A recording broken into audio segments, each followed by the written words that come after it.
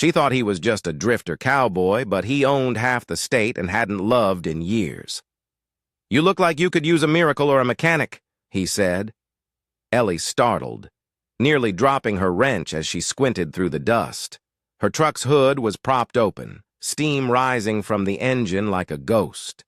She spun toward the voice and saw him, tall, dust-covered, sitting astride a black horse that looked like it belonged in an old western. He wore a battered hat pulled low over his eyes and a worn denim shirt that matched the land behind him. She straightened her back, hands still clutching the wrench. "Depends on which one you're offering," she replied. The cowboy gave a half smile. "Well, I left my miracle kit back at the last ghost town, but I'm decent with engines and horses, if you've got those too." Ellie hesitated.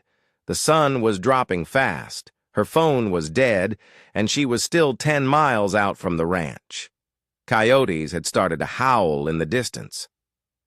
"Truck overheated," she muttered, "or maybe the alternator's shot. I'm no expert." "Mind if I take a look?" he asked, dismounting slowly.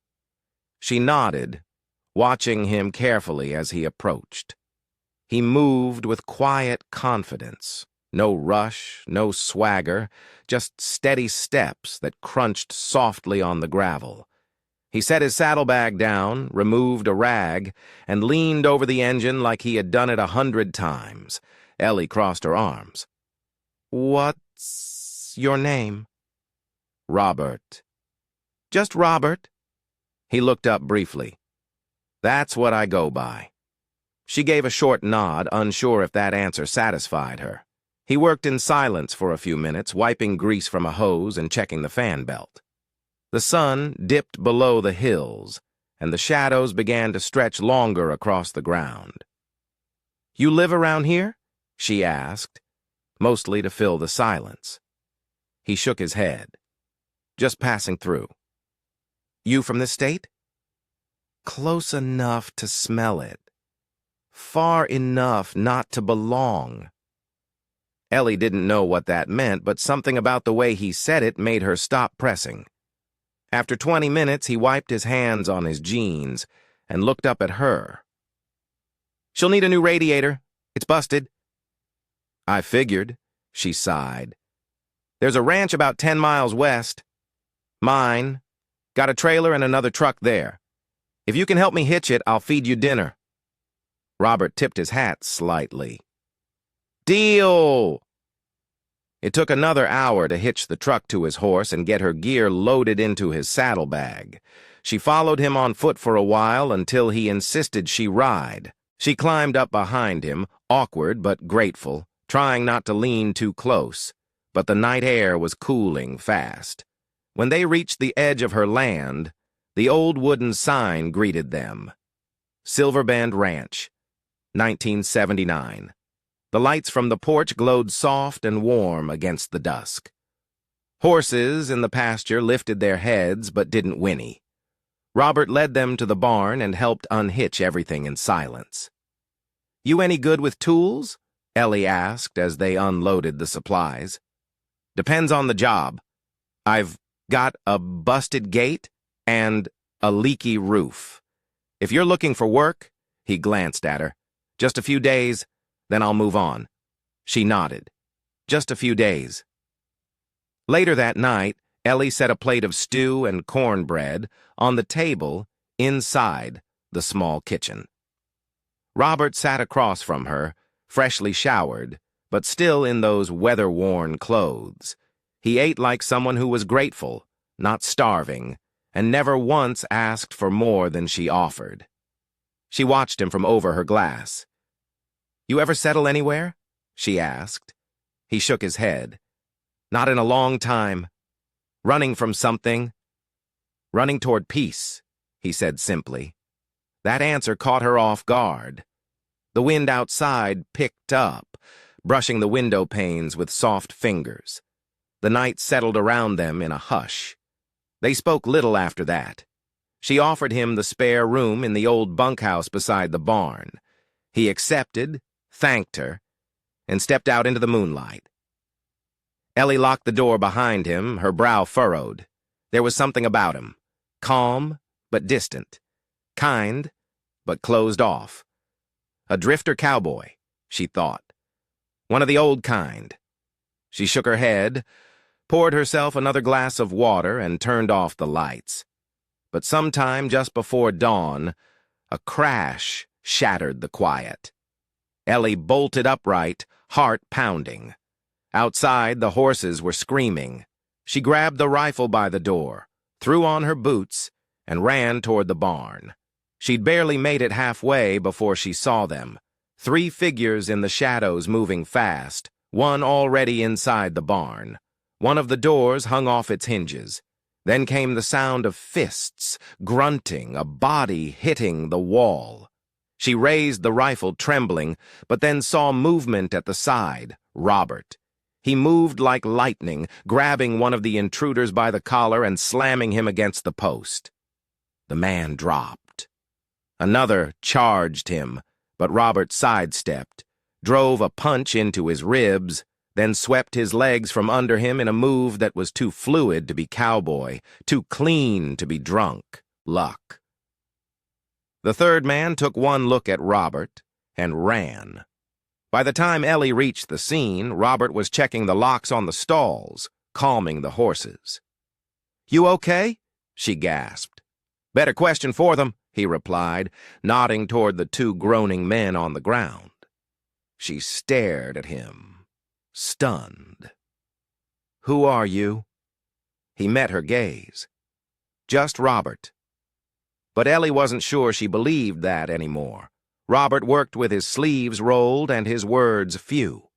By mid-morning the next day, he had already repaired the broken barn door, reinforced 2 stalls, and fixed the loose hinges on the feed shed.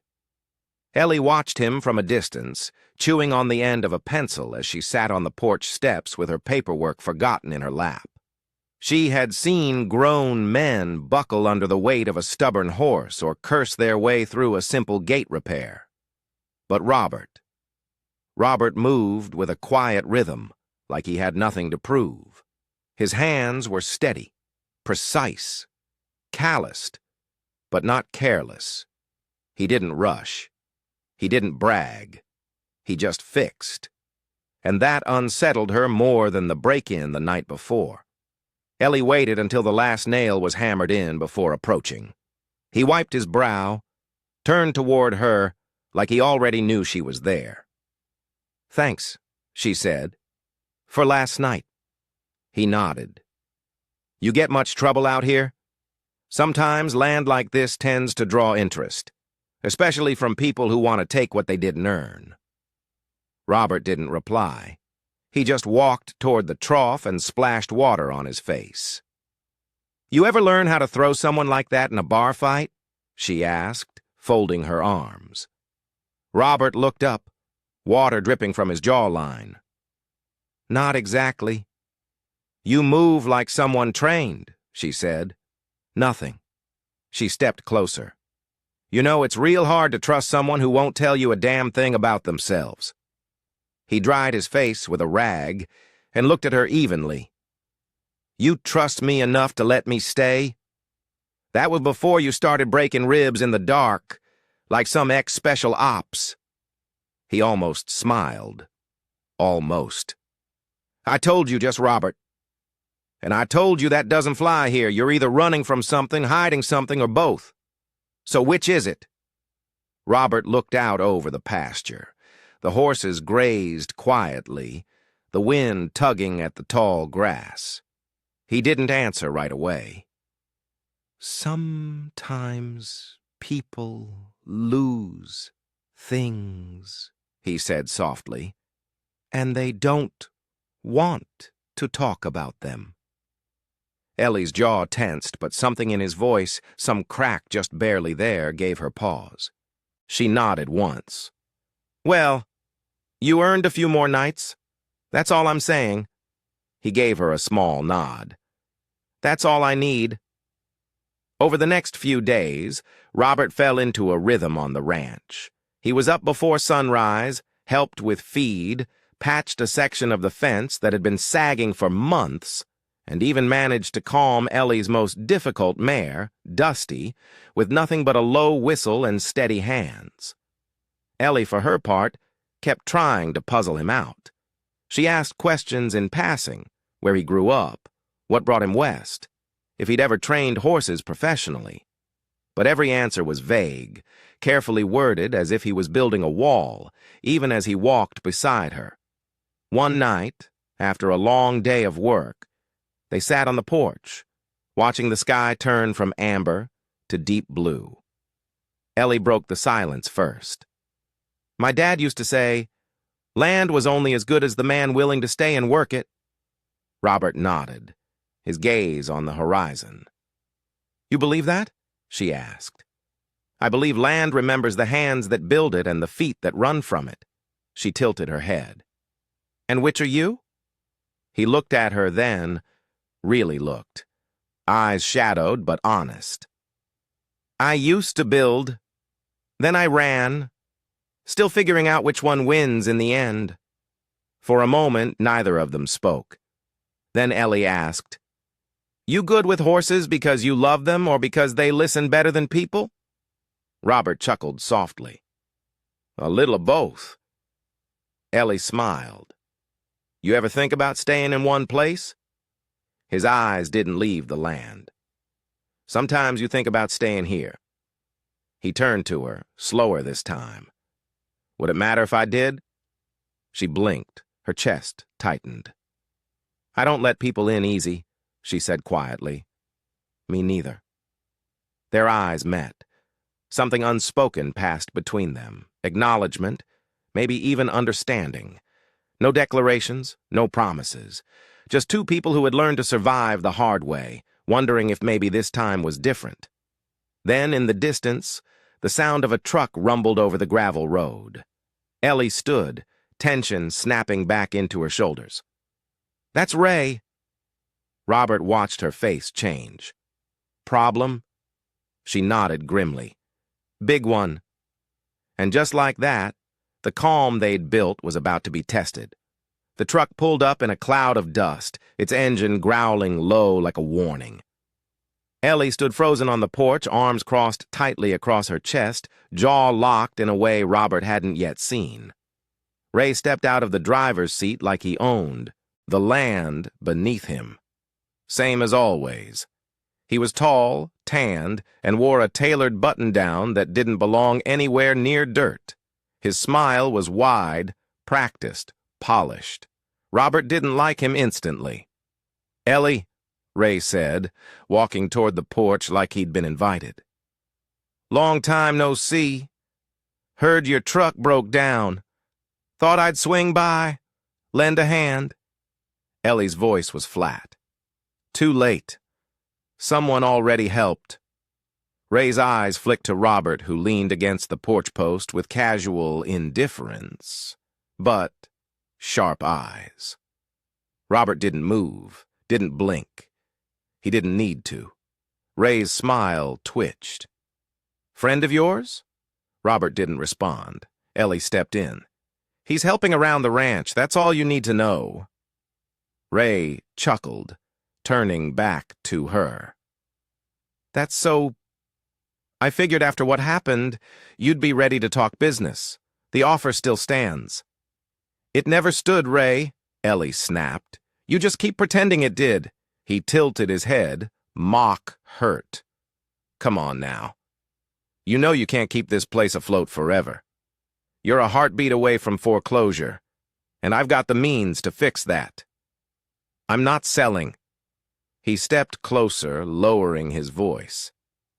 "You sure about that? Because next time I might not come asking?" Robert straightened then. "You threatening her?" Ray turned. "Excuse me?" Robert walked slowly down the steps, calm, controlled. "You came uninvited. You're pushing. I'd call that a threat."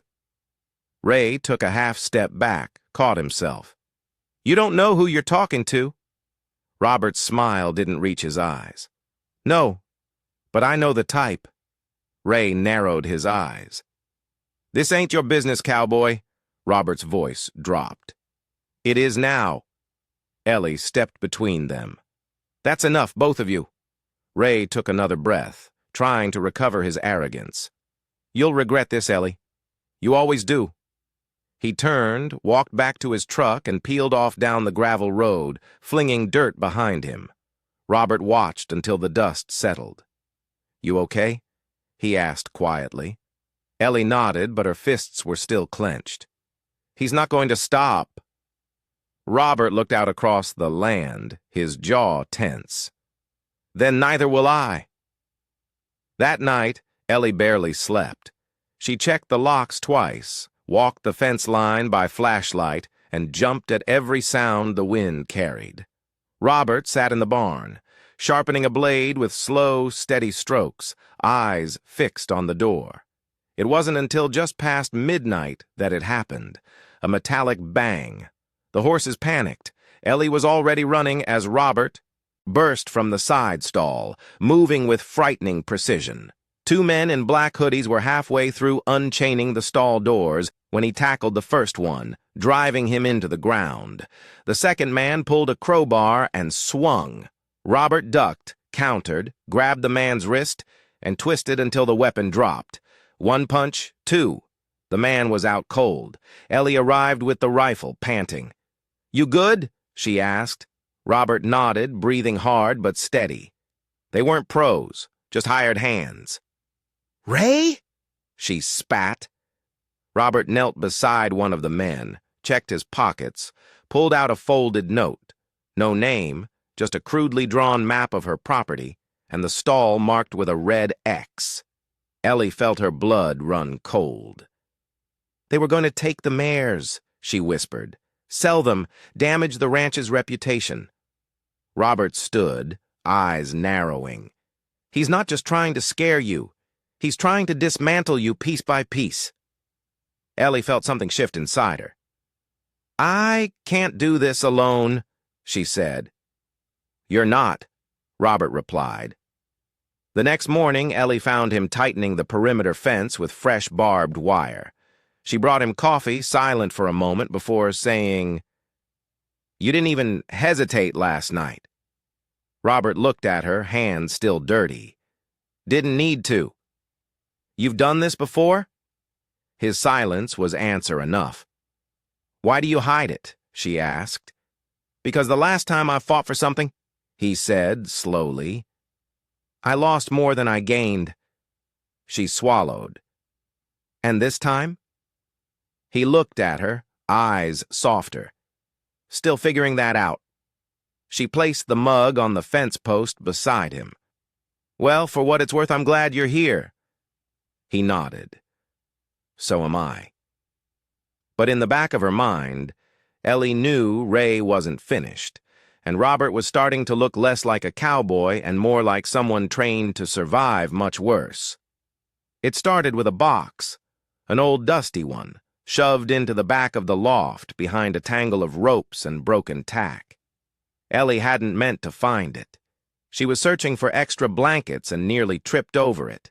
The box was heavy, metal corners, a rusted latch, and when she flipped it open, a cloud of old barn dust filled her lungs. Inside were papers, dozens of them, neatly folded documents yellowed at the edges, tied with a leather strap, and on top, an envelope with the name J. D. Harrison, written in elegant, precise script. She froze. J. D. Harrison. It wasn't a name she heard often, but she remembered it. Everyone did. Years ago, it had been all over the news. Robert D. Harrison, the silent partner behind the largest land and oil acquisitions in the region, the man who had quietly amassed an empire by the age of 35 and then disappeared. Vanished, they said, after his fiancée died in a private plane crash en route to a charity gala. Rumors flew, grief, scandal, guilt, betrayal. Some claimed he lost everything in a silent buyout. Others whispered he had staged his own death. Ellie stared at the envelope, then pulled the documents free.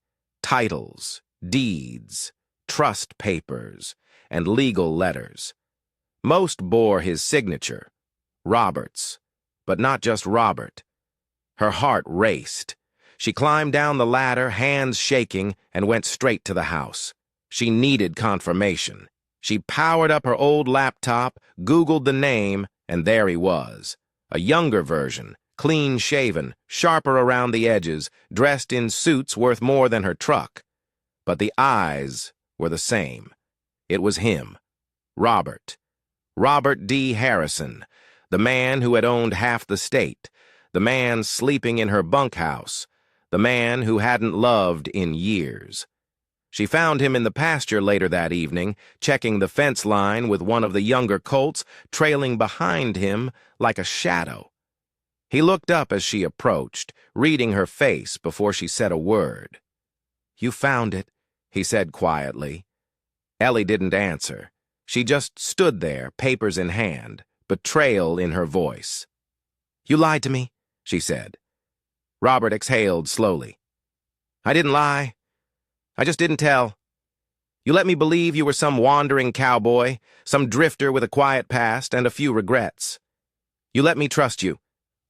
"I never asked you to," he said, not unkindly. "But you knew I did." He nodded. "Yes." Ellie paced, her voice shaking. "You're Robert Harrison. You're the guy who disappeared after his empire crumbled."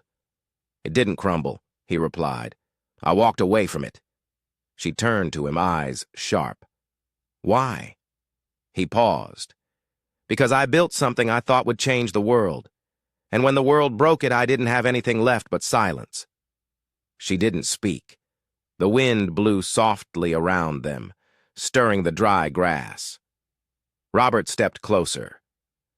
"I never meant to deceive you. I just wanted to be someone else for a little while.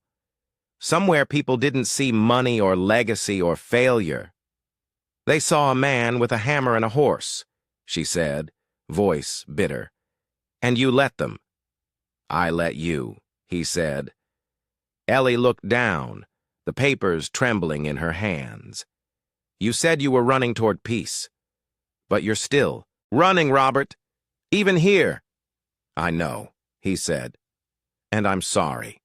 She looked up, tears burning. "I don't care who you were, but I cared who I thought you were. I don't know who you are anymore." And with that, she turned and walked away, leaving him standing in the fading light, nothing in his hands but regret. Behind him, the colt let out a soft whinny. Robert didn't move because, for the first time in years, he realized what it meant to be seen and what it cost to hide. Ellie left before sunrise. She did not leave a note. She did not look back. The box of documents sat untouched on the kitchen table, a silent monument to everything she thought she knew and all she now questioned.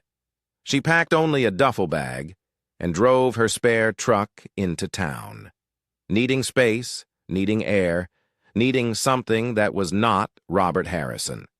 She hated that name because it meant everything she felt, every flicker of trust, of connection, was built on a half-truth.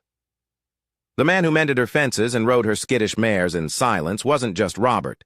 He was a millionaire in hiding, a man with more power than he led on, a man who had been watching the world from behind shadows and letting her believe he had none.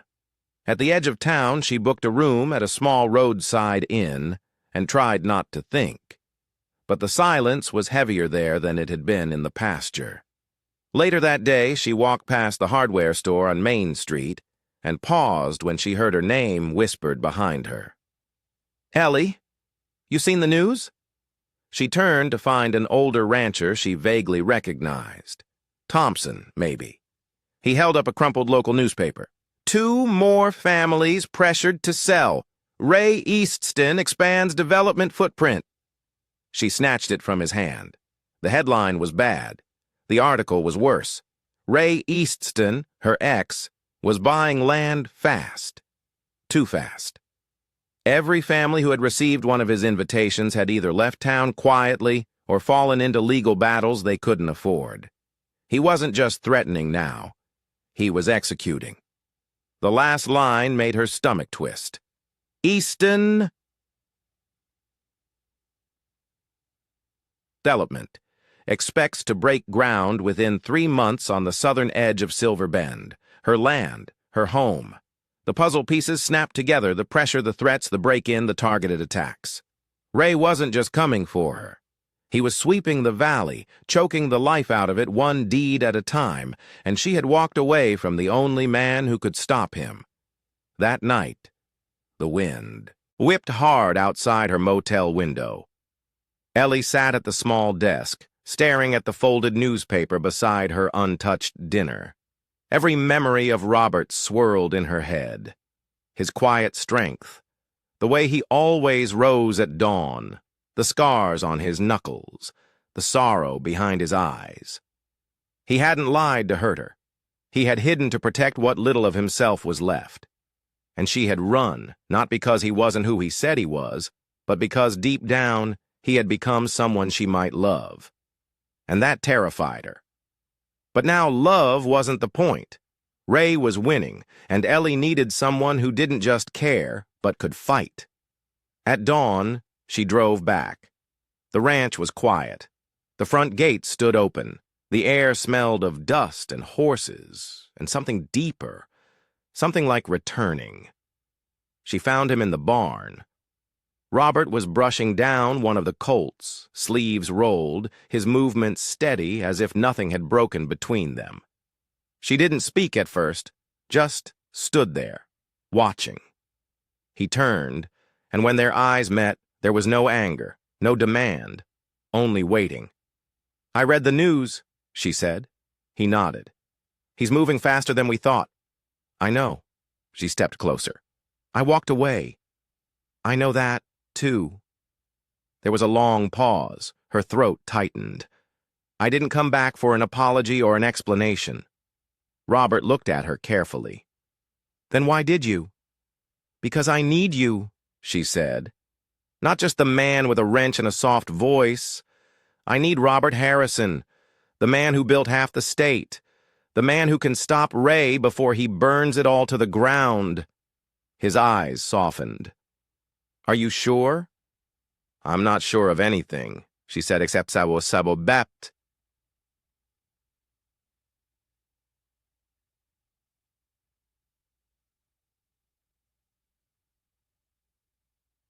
Fighting, even when no one saw it. He stepped forward. "And I never stopped wanting to protect this place or you." Ellie blinked back tears. "So what do we do now?" she asked. Robert picked up a folder from the bench. A legal file marked in bold, Easton Holdings, LLC. "We make a plan," he said, "and then we make it loud." 3 days later, the old meeting hall in town was packed. Robert stood at the front, sleeves rolled, tie absent, his voice low but clear. A large easel behind him displayed maps, deeds, and a trail of connections, names of shell companies, real estate transfers, and financial footprints that led inevitably to one man: Ray Easton. Ellie stood beside him, scanning the crowd. Farmers, teachers, ranchers, some angry, some scared, all tired of being quiet. "I know I haven't given you reason to trust me," Robert said, "but you all know Ray's offer isn't business, it's pressure. You've seen it, felt it. I've seen what happens when men like him go unchecked, and I'm done watching." He held up a packet of documents. "These are legal filings for an injunction. I'll cover the costs. You just need to stand with us." The room was still. Then an older woman raised her hand. "You really will, Harrison?" Robert nodded. "Yes, ma'am." "Then why help us now?" He paused. "Because I didn't before, and I should have." A murmur ran through the room. One by one, people nodded, then stood. By the end of the hour, 25 signatures sat on the paperwork, enough to stall Ray's project, but they all knew he wouldn't take that lying down. That night, Robert paced the barn, phone pressed to his ear. "Yeah, we filed. Injunction hits first thing in the morning," he said, "which means Ray's out of options unless he uses force." He hung up. Ellie stood in the doorway. You think he'll show? Robert nodded. He has to. At midnight, the sound of engines cut through the silence. Ellie's stomach dropped. They're here. Robert handed her a flashlight and a walkie-talkie. Go out the back. Call Sheriff Lang. Tell him what's happening. I'm not leaving you. I'm not asking, he said. But she didn't move. Robert exhaled.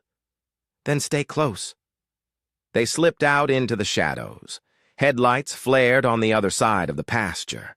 At least 3 trucks. Figures jumped out, flashlights sweeping the land. Ray's voice rang out, cold and cocky. Robert, come on out. We both know this land doesn't mean a damn thing without blood on it. Robert stepped into view, shotgun lowered, but ready. You made your move. Now back off. Ray snarled. You think paperwork's going to stop me? No, Robert said, but witnesses will. Sirens echoed in the distance. Ray cursed. You called the cops! Robert's grip tightened. No, Ellie did. Ray turned just as she stepped out behind him, rifle aimed. Back away, Ray! He lunged. A gunshot cracked through the night. Ray dropped to one knee, clutching his side. His men scattered into the dark. Ellie ran to Robert, heart racing. You okay? He nodded, though a gash bled from his temple. Close enough. The sheriff's cruisers tore down the road seconds later, blue and red lights slicing through the dust. Ray was arrested on the spot. Unregistered weapons, attempted assault, trespassing. The deputies didn't need convincing. By the time the sun rose over Silver Bend, the legal fight had just begun. But the worst of the war was over, and they had won the first battle together. Robert was slower on his feet for the next week. The gash above his temple was stitched, the bruised ribs bandaged, but Ellie could tell pain had a way of settling into more than just muscle. She noticed it in the way he stood a little too long at the fence line, watching the wind tug at the grass, in the quiet sighs he let slip when he thought she wasn't looking. But he never complained, and she never left his side. They worked in rhythm again like nothing had broken between them, feeding the horses, walking the pasture, tending to the small garden behind the barn. But there was something gentler now in their silence.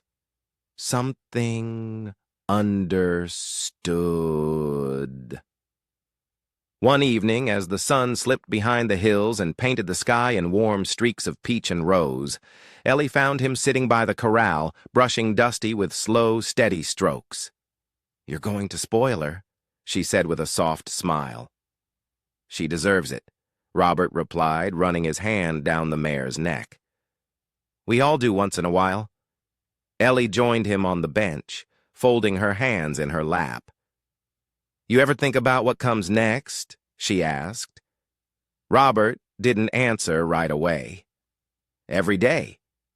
And he looked over at her, eyes steady. I used to think I was built for building things. Deals, projects, empires.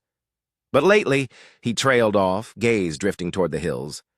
I just want to build something that lasts. Something quiet. Something true. Ellie swallowed hard. You have? Robert reached into his pocket and pulled out a small, worn box. Not velvet, not new, just simple. Like everything about him. He opened it to reveal a silver ring. Delicate. Hand-worked, with a single faint engraving on the inside. She recognized the script immediately. It was her mother's handwriting. Somehow, he'd taken a line from an old birthday card she'd once left on the kitchen table and had it etched. Come home when you're ready. Ellie's breath caught. Robert didn't kneel. He didn't make a speech. He just looked at her, eyes full of a quiet, raw honesty. I haven't loved in years, he said softly, and I didn't think I ever would again, not like this, not where it mattered. Ellie blinked back tears. I don't need a church, he added. I don't need a crowd. I just need you. And the sound of your boots on the porch every morning?" She laughed through the tears, then nodded, her voice trembling. "Yes." Robert slipped the ring on her finger. It fit like it had always been waiting for her. They sat there a while longer as the night crept in, the stars blinking into view one by one. No fanfare, no flash, just two people quietly, completely choosing each other. After all the noise, after the fighting, after the long road of grief and guarded hearts, they had come home, and this time they would stay. 1 year later, the hills of Silver Bend were greener than they had been in decades. A slow spring rain had rolled through, coaxing wildflowers out of the hard-packed dirt. Horses roamed the pasture, their manes fluttering in the breeze. Laughter rang from the barn, children's voices, light and full of life. The ranch was no longer just a home. It was a refuge. Ellie stood on the porch, a sleeping infant tucked against her chest in a woven wrap. Her daughter, Wren, had her father's steady brow and her mother's quiet stubbornness. The baby stirred slightly as Ellie watched a group of teenagers saddle horses under the guidance of 2 volunteers. Across the field, Robert walked beside a boy of about 10, holding the reins of a patient mare. He moved more slowly now, not from age, but from purpose. Like every step mattered. The boy laughed at something Robert said, and Robert ruffled his hair. This was what they had built. After the storm of Ray's downfall and the court battles that followed, the community had come together. People Ellie never imagined would stand in the same room now worked side by side. The ranch became a non-profit center offering equine therapy for veterans, at-risk youth, and families who had lost too much. Robert never put his name on anything. He didn't want attention. He just wanted to give back. Ellie walked down the porch steps, careful with Wren's head tucked beneath her hand. Robert saw her from across the corral and smiled, that quiet, easy smile that still undid her every time. "Morning, Mrs. Harrison," he called. "You're late for breakfast, Mr. Harrison." He met her halfway, kissing her forehead gently, before peeking at the sleeping baby. "She's out cold, like her father after fence duty." Robert chuckled. Fair. They walked together, the golden light warming the earth around them. A sign creaked softly near the entrance of the ranch, freshly sanded and lovingly repainted. It was mounted to the original post her father had put up decades ago. The new name carved deep in the wood, Harrison Ridge, where we come back to life. Robert looked at it and let out a slow breath. "Think your dad would have liked it?" Ellie nodded. "He would have liked you." Robert's eyes softened. "Took me long enough to earn that." She reached for his hand. "You earned it the moment you stayed." They stood there a while, watching the wind roll through the hills. Their daughter pressed warm between them, the ranch alive with sound and spirit. They had lost much, but they had built more, not with steel or oil or power, but with love, with truth, with the quiet decision to keep choosing each other day after day, no matter how the world turned. As the sun rose over Harrison Ridge, Ellie looked up at Robert and smiled. "Let's ride," she whispered.